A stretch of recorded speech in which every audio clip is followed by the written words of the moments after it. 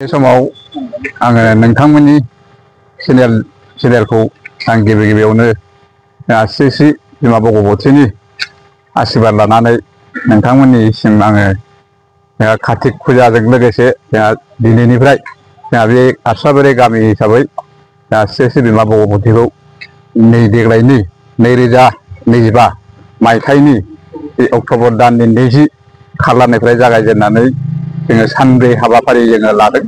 बेवहाय जोङो दिनै सेथि हिसाबै जोङो जागायजेनगोन फुजाखौ।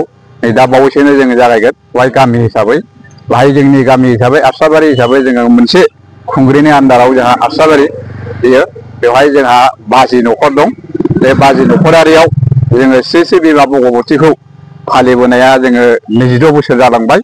दा बाहाय जोंनि 22 बोसोर फालिनानै जोङो श्री श्री बिमा भगवतीनि मुङै जोङो खुलुमनाय सिबिनायाव जोङो मा मोनखो होनबा जोंहा जोंनि जे संसार जानाय जोंनि गथ' गथाय बेराफारसे जोंनि आबाद मावनाय बेराफारसे जोंनि जिउ बे राहा लामा जोंनि जिउ खांनायाव श्री श्री जोंना बे भगवतीया जोंनि बे गामिनि जे रायजो राजा बेजों लोगोसे आरोबाव बे खाथि खालानि आइ आफा रायजो राजाया बाहाय सिबिफैयो खुलुमफैयो दान बिफैयो। बेवहाय दा बे दान बिफैनायफोरखौ जोंहा श्री श्री बिमा भगवतीया नैबे जोंनि आरसाबारि गामि गेजेराव थानाय श्री श्री बिमा भगवतीया बिथांमोननि जा दान बोर बिदों बेखौ जोङो आरसाबारि गामि हिसाबै जोङो माखासे जोङो जाफुंनाय नुदों।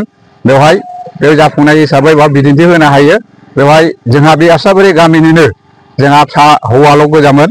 बेवहाय गावनि गोसो गोथारै जोंहा बिथा फिसा हौवाल' गोजाया जोंहा बेवहाय बोर बिनानै जोङो आइनाव बोर बिनानै दा फिसा हिनजावबो मोनबाय। आरो बेजों लोगोसे माखासे बेमारि दा जोंहा बाहाय मानिफैयो बिथांमोनहा बा फुजा नङाबाबो फुजा नङि समाव मानिलाङो। बे फुजा जागोनाव बेनिफ्राय बिथांमोनहा आं उमुखबायदि ओरैबायदि होगोन होननानै बिथांमोनहा फालिलाङो। दा बेखौ दा बिथांमोनाबो गावसिनि जे थांखि लादों गोसोनि सिङाव हास्थायनाय बेखौ जाफुंनाय मोननानै साननानै नुजाथिनायखौ मोननानै बाहाय जोंनो दान होफैयो आरो बिथांमोनाबो। दा बेहायनो जोङो माबानो बुजिनो हायो साननो हायो जाहाथे जोंनि बे बिमा भगवतीखौ जोङो फुजिनाय खुलुमनाया बेवहाय जोङो गोथौयै जोङो सिन्था खालामनानै बियो जोङो मोनदाङो बियो प्रुफ दं बाहाय एकदम सैथो बियो भगबान होननाय बुस्थुआ। नोङो जिखि धोरोमाव थाया मानो भगबाना नोंखौ जेबो धोरोम नागारा जायखिया खुलुमबानो नोङो बे भगबाना दान बोरखौ होगोन आरो। आं बेखिनिखौनो बुंबाय बेखिनिखौ बुंना फोजोबनाय जाबाय। बिमा भगवतीनि जिखिनि फुजा होसालि जेनेबा बे फुजा खालामनाय जिखिनि थावनि लोगोसे थांनायनि लोगोसे न'आ माखासे जोङो दासिमबो मोजां नुनो मोनाखै। बेनि बेलायाव हेफाजाबफोर आथिखालाव सोलायनाय गभर्नमेन्टनि हेफाजाब होजानो लुबैयो।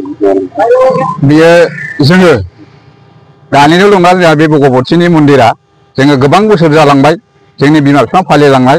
बे समाव बाहाय जोङो जायखिजाया बे सरकारा फैया मानो फैथों बाहाय जोङो बेहाय जोंनि मन्दिरखौ जोंहा लुबैनाय दं बाहाय जोङो बुंफुङो। एखमबा बे बुंफुंनायनि खारनखौ जोंहा माखासे जे पार्टि जे रुलिं सरकार सोलियो बाहाय जोङो मोनफुंनो हायाखै आरो। मोनोबा मोजां जोङो नाङा होना मानो होनबा बे मोनसे भगबान थानसालिसो नोंनिबो आंनिबो बाव गामिनिल' जोंनिल' नङा बे आरो। बाहाय खावलायनाया बेनो जोङो नैबे दिनैनि बायदि समाव जोङो एसे मानसि मोजां गिदिर गोलावफोरखौ जोङो खावलायो समाव ओमफ्राय बेस्थ'नि थाखाय जों बिथांमोनखौ मोनबोनो हाया आरो। जों मोनबोयोबा बाव बे फैनाय समावनो नैबे जोंनि दानि बायदि अपेनिं खालामनायाव जोङो बुंनायनि हाबाफारिखौ लाहार फाहार खालामगौमोन आरो बिनायनि थाखाय बे मन्दिरखौ। फुजिनाय समाव सेंग्रा सिख्लाफोरखौ नुनो मोनाखै खालि बियो दिनै दा जागायाखै। बियो दा बेलासि एसे सम दंबायो बावसो जागायगोन। बेनिफ्राय जोङो बाव सेंग्रा सिख्लाखौ दिनै बाहाय नुवा गाबोननि जे 7:30 8टा बेनिफ्राय जोङो खुलुमनाय हाबाफारिखौ जों आरामसे जागायगोन। माबायदि बाहागो लाजानो बाव बाहागो लानाय हिसाबै बे जायगायासो थोआ खोब जायो आरो बिदि खोब जायो।